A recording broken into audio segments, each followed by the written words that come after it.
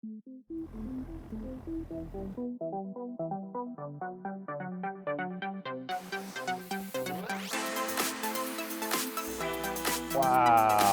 Oh, check this out.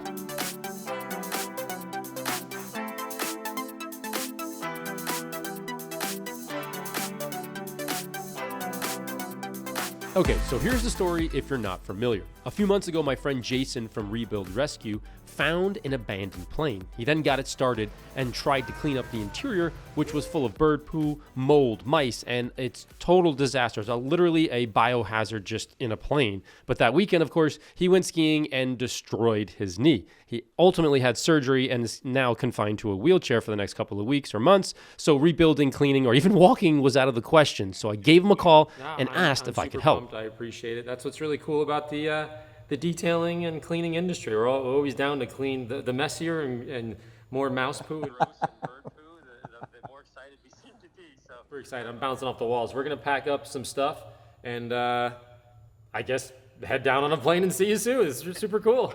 With that, I packed up a steamer, the products, tools, and headed to the airport. And just as we pulled off the airport exit, my ride flew directly in front of me, which was unbelievable timing. We were freaking out that actually worked out. So I gave them a call on the phone to let them know where I was so that I could pull the Taycan up to the plane, unload all the ammo detailing gear with Sam and his son, Steve. With everything loaded up and my car parked over at Speed Sport Tuning, I hopped in and off we went.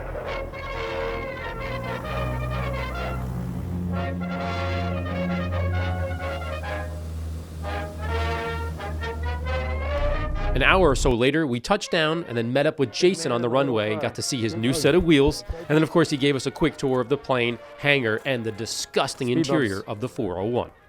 So this is a 1969 Cessna 401A. So basically, I started flying here about a year ago now, or so, and every time I took off in an airplane, I saw this airplane sitting like in no man's land, like all by itself. Out here? Yeah, like literally at the end of the airport. And the owner said to me, you know, if you want it, you can have it if you can get the engines to run. Wait, have it like for free? For free. Like it was really bad. It had like 15 years of like mold and dirt, and there was birds living inside of it. I can see a little bit right now. That is gross. It was bad. I'm a little bit embarrassed to show you the interior. Let's take a look. Like it's that bad. Wow. Unreal. So the birds came in through that little window, I'm guessing? Yeah. No, so I've seen your videos and I know you're the man when it comes to this stuff. So when you reached out, like really excited. Happy to help. Happy to help. I can't wait to see how this thing turns out, you know, and I know the viewers can't wait to see how this thing turns out. So super stoked, you know, I'll do whatever I can do. You know, so yeah, just happy you're here, happy that we're going to continue this project. And, you know, one day this thing's going to fly and it's going to have a clean interior in it. So. Let's make it happen.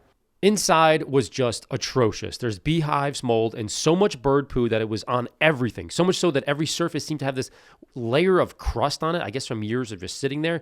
The smell, simply put, was dangerous. The floor was covered in mouse poop. The seats had dots of mold and stains from years of fecal matter, which is actually acidic. So although this is interesting to see on a YouTube video, on a very serious side note, this is very hazardous, especially because of the lack of circulation.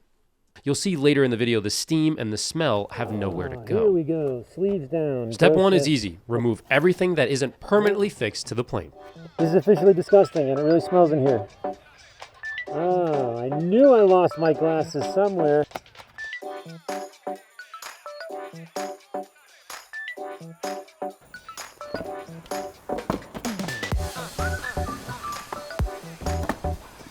If this isn't a thumbnail, I don't know what is. So this is where a funnel goes in, you pee into it and it comes out the bottom. Really? Yeah. Are you joking or no? I'm serious. Yeah, there's like a little funnel thing goes in there. You're supposed to pee into it, and then it comes out to the bottom of the airplane. That's awesome. They weren't as shy back in '69. Apparently not. Next, I vacuumed just to avoid laying in clumps of God knows what, and just to sort of ease into this nightmare and assess the situation while I was vacuuming. Check out the pilot seats and armrest, absolutely gag-worthy. The birds had their way with this area for sure. Now, while vacuuming, you can actually see little bits of seeds mixed into the dirt and the mouse droppings, indicating that this became a bird sanctuary for many, many years, which obviously makes sense. This is the perfect birdhouse. With the seats now in the daylight, the filth is covered in poop, which is layered on top of catastrophic diarrhea. This is not actually a plane seat, it's more like a toilet. So while I was still working inside the plane, I asked Jason to start power washing the seats that I removed so that we could see what color they were just before we started cleaning them. Now, I have to say, this is the first time I've ever power washed a seat with no scraping or scrubbing or using a drill brush and still got a 50-50. That's just an insane amount of filth for a seat. Step 2 was to set up the power drill and unbox the load of ammo products I shipped down to Jason the day before, as this project is going to set a new record for the chemicals required to make this safe for passenger travel in the future. So it was like Christmas in March. Oh, it always does. Oh, there's your P tube. See it? Oh yeah, that's really So a P2? literally has a venturi effect. When you're flying, it makes a suction. So you just got to be careful when you're peeing in the funnel not to get too close. Cause, Really? yeah, seriously. You don't get in trouble for that? With lather, a drill, and a scrub pad, I showed Jason what I typically do in these types of situations, as he was raring to go, wheelchair or not. He was getting into the action, and I could certainly use all the help I could get. By the way, check out the scrub pad after just 3 swipes. Totally gross. While he was working on that, I finished up vacuuming and found a huge hive in a square dirt block looking thing. I'm guessing it's another hive or some type of home for some sort of animal. If there's any entomologists out there, leave a comment and let me know exactly what that was, as I found a few more in the curtains. Saving lives, baby. One moth at a time. Back outside, after the seats were power washed and then lather scrubbed down, step 3 on the seats was to hit it with steam and lather at the same time. Of course, when you're using steam, you're introducing heat, which increases the speed of the cleaning process. And again, it pulled out so much more junk than step 1 and step 2. But combining all the steps together, it looked pretty good, and we were really happy. So we repeated the steps on all the other seats.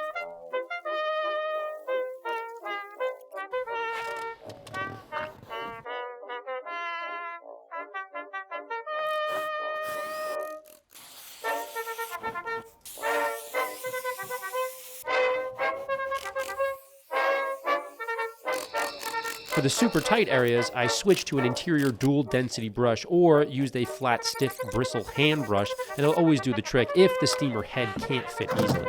Looks pretty good. If peeing in your pants is cool, then consider me Miles Davis.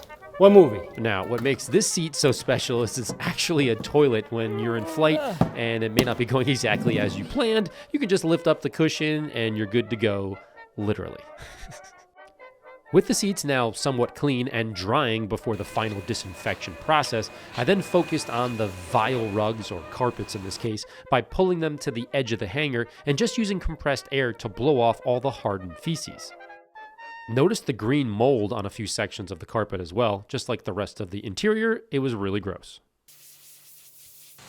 Okay, at this point we've cleaned the interior seats and they look pretty good, but we do need to do a little bit more touch-ups on them. But now we're focused on the carpets. As you can see, it's absolutely destroyed. We took them over there and kind of blew them out just to get the mouse droppings and the bird poo, the things that are sort of easily removable out.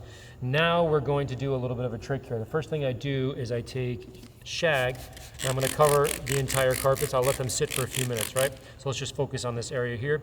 Then what I'm going to do is take the steamer, I'll turn the steamer on and sort of open up the pores of the carpet. That's going to allow a lot of the dirt to sort of get flushed out easily. Why? Because we're going to go back in with a power washer right after that, blow everything out immediately while it's still warm, then go back in and use the suction here and pull out as much as we need to. Of course, I'm staying overnight tonight, so we're gonna let these dry, come back in the morning, and then focus the rest of the time on the interior, and then work on the paint. So we got a lot to do.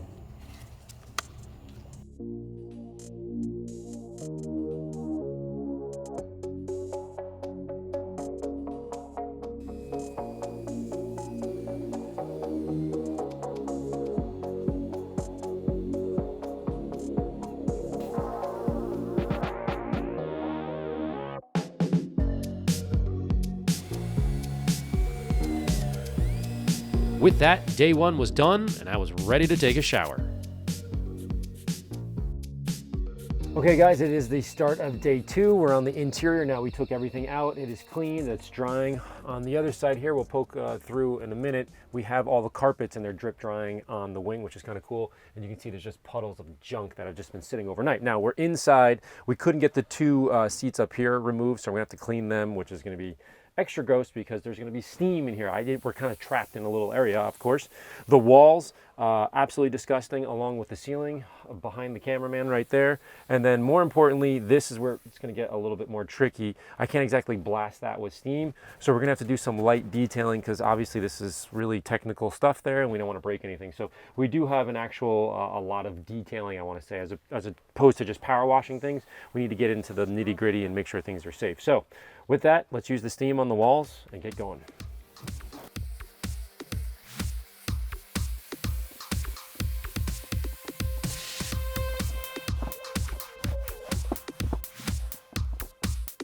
In certain areas on the wall, you could see that there was some type of oil or oil mixture. So I used Titan 12, which is a degreaser as well as steam and lather. So keep that in mind if you encounter that while you're using steam. Clearly, as you can see, the walls just oozed gunk and grime from everywhere. On the side carpet material, I used shag and a drill brush and then steam vacked the fibers clean. I did the same thing on the curtains, and the before and after is huge. Next, I repeated the same steps on the lower wall carpet, steamed, and then steam vacked once again.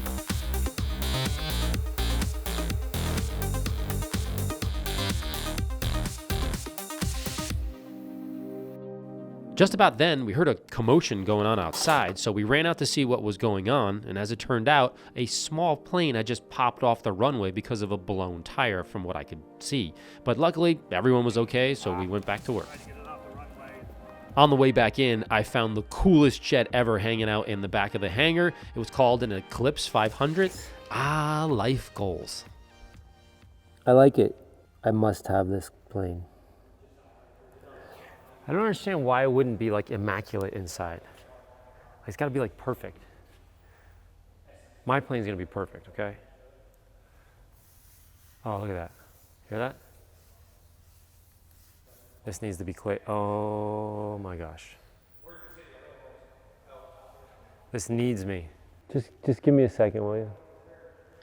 Anyhow, as I came back down to earth, I started the rest of the interior, and just about then, Jason said he wasn't feeling well. And quite frankly, he didn't look that good either. He said he needed to go to the doctors, which made sense. So I helped him to get outside and into his car. As I could see, he was in some serious pain as he was moving. So from there on out, I was on my own.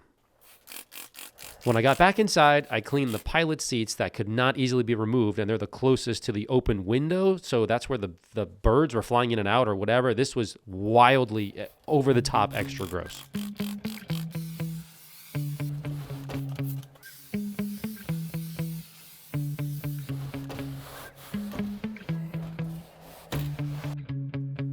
As I was cleaning this part of the plane and sort of gagging in my mask, I noticed the flat part of the yoke. Now, this seems to be the prime spot for birds to just stand and defecate everywhere, and this is the place that needs to be touched constantly when you're flying for very obvious reasons, with your hands, etc. So it's a good idea to get it cleaned up first, as if we needed more motivation to clean this thing.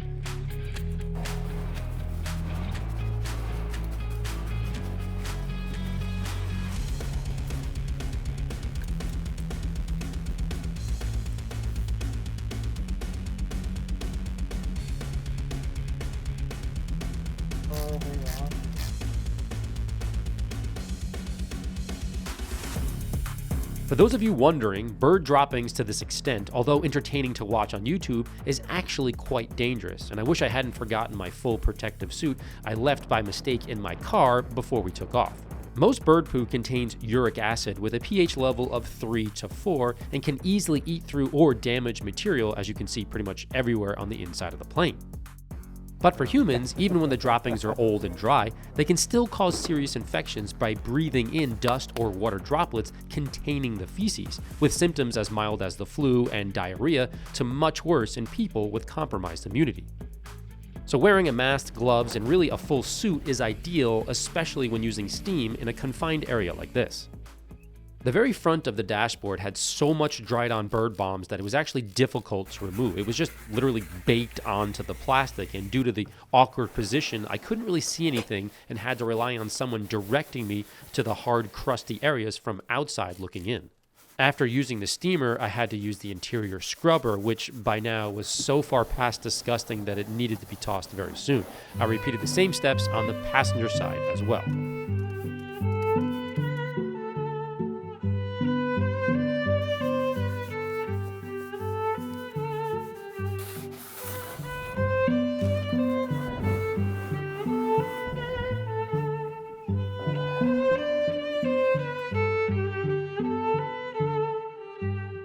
Finally, once everything was clean, my last step and most important formula in this entire process was to disinfect both the hard and soft surfaces of the plane. In this case, it was the seats, the rugs, the walls, and so on. This is a product I've been working on since the end of 2019. It's called Restore, and it's certified by the Environmental Protection Agency to disinfect, sanitize, and deodorize, and it's effective against SARS-CoV-2, which of course causes COVID-19, on hard and non-porous surfaces in just 30 seconds. Likewise, it will not scratch or bleach the area either, obviously super important for your interior. I cannot stress this enough, and of course I'll have a full-length video on the studio channel explaining this particular formula, but the level of scrutiny and effort that has gone into an EPA-certified product is astronomical, and to have its intended use to include vehicles was years of paperwork. My words will never justify the amount of work and effort it took to receive our EPA registration, but I'm absolutely thrilled to have this formula that will disinfect, sanitize, and deodorize your interior certified by the EPA. Notice the difference from applied to not being applied. This product requires specific dwell times to be effective, so please read the directions before use. Again, I'll have a lot more on my website and studio channel coming very soon. After the specific time, wipe it down for its original matte finish. After our lunch, when everything was dry, I reinstalled the interior piece by piece and chair by chair. Yes. When I was done, the interior looked 1,000 times better. Was it perfect? No, but it was disinfected so that Jason and his team could safely work on getting the 401 back to carrying passengers in flight very soon.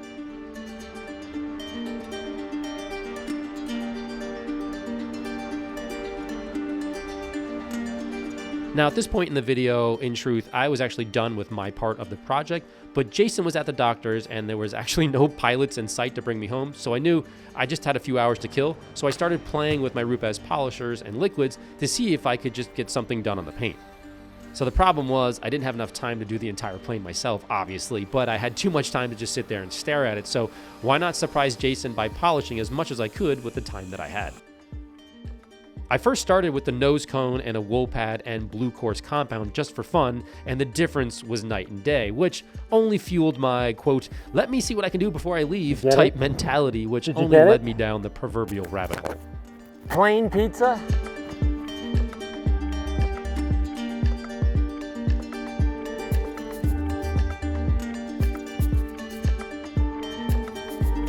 By the time I reached the top of the tail, I saw one of Jason's shop managers just walking by, and I waved him down and asked him for a favor. Do you have some guys, or can we grab some guys from the shop? Yeah, you want me to call them? Yeah, that'd be good, cool. because we can get the rest of this thing up. Yeah, sounds good. I appreciate it. So Harrison went outside to make a quick call to Jason's guys from Mr. Dent to come in and give me a hand polishing the paint, because we could actually possibly get this thing done before Jason shows up from his appointment and just totally surprise him. So I was really jazzed.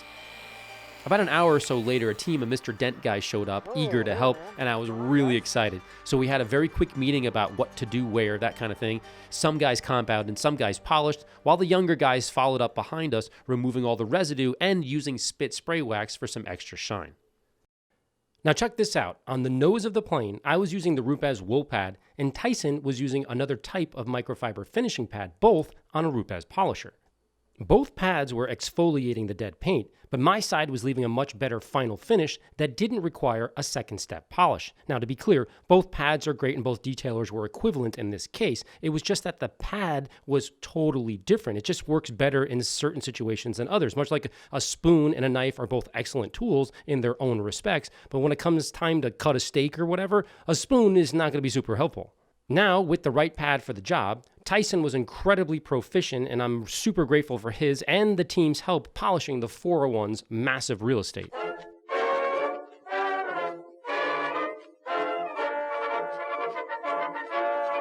About 20 minutes after we finished, Jason called and said he was on his way to say goodbye before my flight home, but I did have a little surprise for him inside. Hey, brother, what's How are up, you man? feeling? I'm feeling pretty good, man. I got a little bit of rest. I got to the doctor, got some medicine, so yeah, I'm ready to get at it. This is good. Now, the inside is done. I'm very happy to say that. And I had an extra, I don't know, what do we have, like an hour and a half or whatever. Okay. And I decided to go down the rabbit hole of polishing some of the paint. And Wait, yeah. Okay. There's a huge 50-50. It looks really good.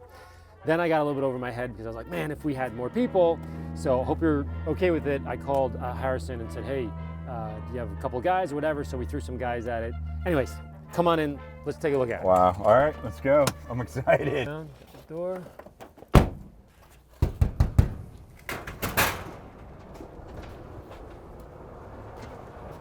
There she is. Crazy, right? Wow. Unbelievable. Check this out. No way. There we go. We got some What's guys up, right guys? there. Check out that. Look how nice this came out. Wow. Isn't that cool? We even did here too. Polished this out. Unbelievable, right? Looks amazing. Huge help with the guys. They were great. They did all of it. Look at the nose here. The nose came out real great. The top, the boys were all the way up on top. All the way in the back, they got up on a ladder. You got some good dudes. Got some good dudes. It looks good. You happy? Good. Super fun, man. We even polished this up here. The boys did this. Look how nice that looks.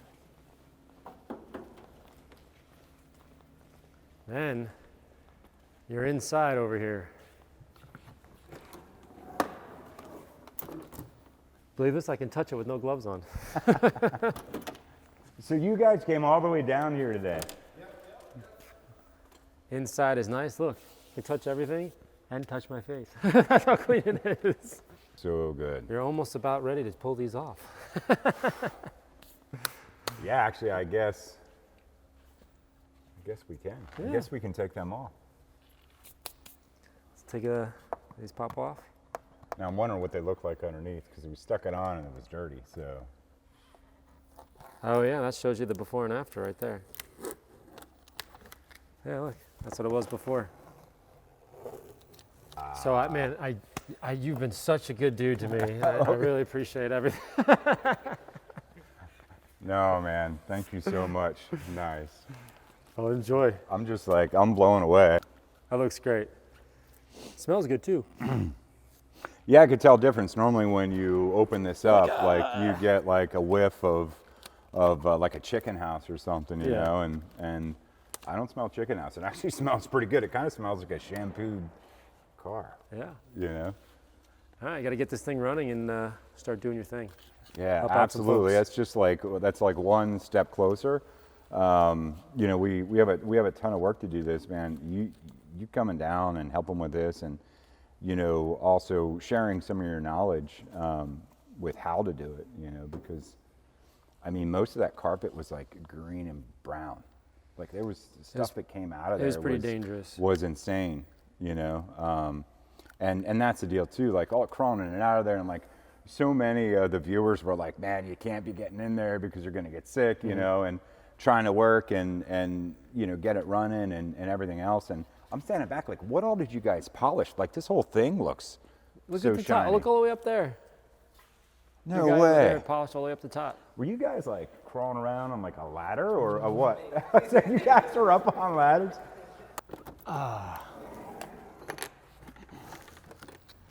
Man, Done, dude. it's crazy. Appreciate it. I think that kind of means that Larry's got to be like one of the first passengers. You know what I mean? I mean, if you guys think he should be one of the first passengers, put a comment down below, because I don't know if he'll do it otherwise. So you know, maybe we can egg him on a little bit. Yes. Thank you so much for coming, guys. Thank you so much for Yes. coming down and helping. Huge help. You know, I'm a little speechless actually. So, yeah, no, I do have super one excited. question for you. Okay. May I catch a ride home? Absolutely. I saw a couple folks around here hovering around. I think they're waiting to fly you home. When all is said and done, this was one of the worst disasters I've ever worked on, but definitely one of the most fun ones as well. Jason is a true gentleman, and to be included in such a wonderful restoration and story has been an honor, and I'm glad to have been a very small part in this big process. As you can see, the aftershot was truly amazing. The paint and the interior looked brand new, but I did still need a ride home. As it turns out, my pilots for the trip back would be Steve again and Jake, who is a former airline pilot and current private jet pilot, so I knew I would be in great hands. With that, I waved goodbye to my new friends, lifted off, and had my dinner on the plane.